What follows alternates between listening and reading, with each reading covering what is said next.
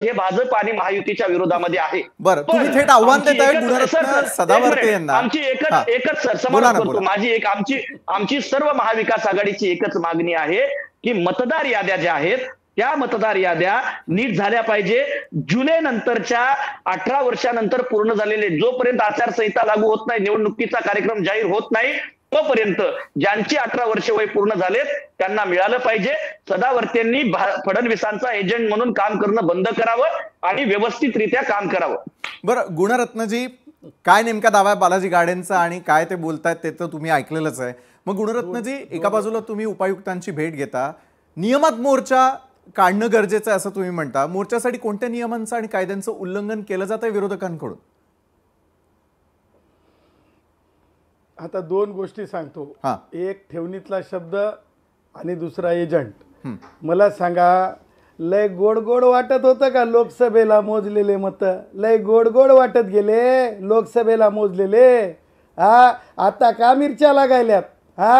विधानसभेचे आवडले नाही, लोकसभेचे लय आवडले. बघा, बोट घालण्याच्या आधी की नाही, बोट सगळीकडे जातात, विदूषक की नाही. बघा, उत्तर द्यायला ऐकून घ्यायचं. हे बघा, ऐकून घ्या, उत्तर द्यायला ऐकून घ्यायची ताकद नसेल ना,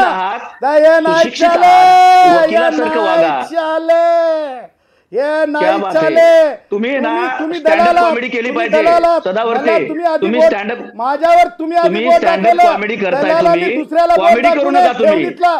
तुम्ही वकील आहात ना, वकिलासारखं वागा, विदूषकासारखं वागू नका, जोकरगिरी करू नका. मुद्द्यावरती बोला, कोण सांभाळून बोला. सदावर्ते, तुम्ही देवेंद्र फडणवीसांची दलाली करत असाल, तुम्ही फडणवीसांची दलाली करत असाल, दलाली करण्याचं काम तुमचं आहे, तुमचा तो व्यवसाय दलाली करणे. देवेंद्र फडणवीसांची तुम्ही दलाली करताय. तुमची नाही, आपण तुमच्या बोलण्यावर मुद्द्याकडे जाऊया. तुम्ही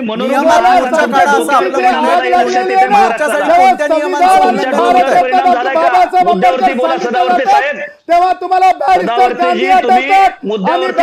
गांधीजींना देशातला आंबेडकरवादी माणूस आरक्षणाचं ज्या प्रकारे राजकारण झालं त्याच्यामुळे त्यांच्या मताशी डिसेंट आहे. काँग्रेस हे जळतं करे. काँग्रेसांना कधी सुद्धा तुमचे विचार हे इतरांना आवडणार नाही. तुम्हाला एक तर काय माहिती नाही. तुम्ही RSSच्या शाखेमधले व्हॉट्सअपचे मेसेज सांगू नका. सदावर्ते, डंके की चोट पर तुमचं अज्ञान आहे. डंके की चोट पर सांगतोय. तुम्ही जे बोलताय ते संघाच्या शाखेतलं बोलताय. तुम्हाला इतिहासातलं काही सुद्धा ढेकळं कळत नाही. तुम्हाला इतिहासातलं काही ढेकळं कळत नाही. तुम्हाला कायद्याचं सुद्धा ज्ञान नाही. मुद्द्यावरती बोला.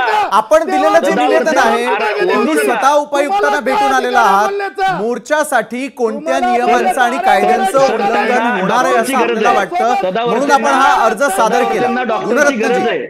त्यांच्यावरती परिणाम झाला, डोक्यावर परिणाम झाल्यासारखं बोलतायत.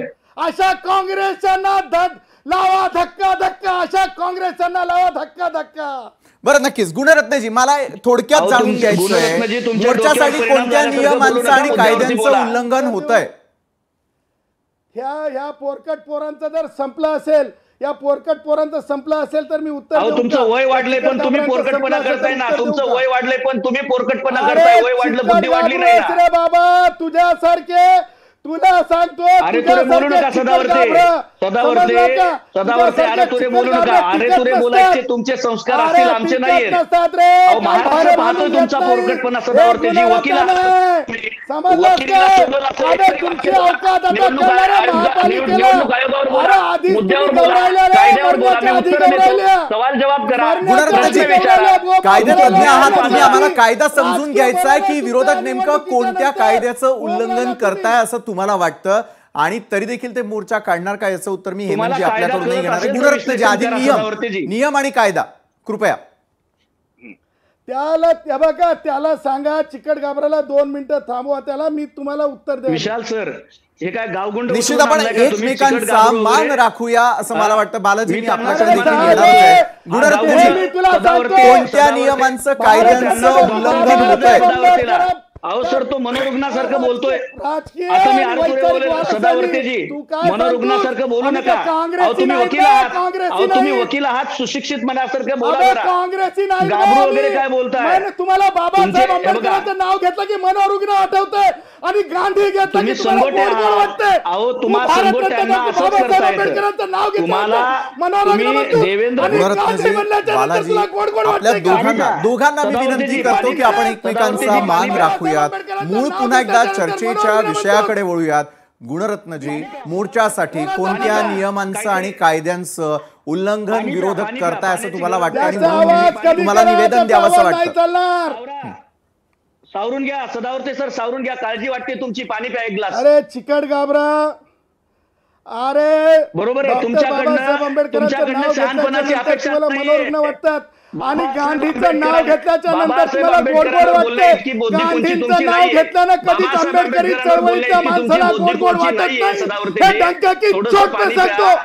अरे ऐका ना. 54 मध्ये गांधी- काय केलं तुम्ही काँग्रेसांनी गांधी आम्ही आणि विसरू बाबासाहेबांवर शकत बोलणे नाही. इतपत तुमची म्हणून बुद्धिमत्ता बाबासाहेब नाहीये. आंबेडकर म्हणतात गांधी- काँग्रेस बाबासाहेब आंबेडकर आणि करा. गांधींवरती बोलणे जे त्या इतकी तुमची अक्कल काँग्रेससोबत नाहीये. जाईल, परत तुमची साथ होईल. ओरडा.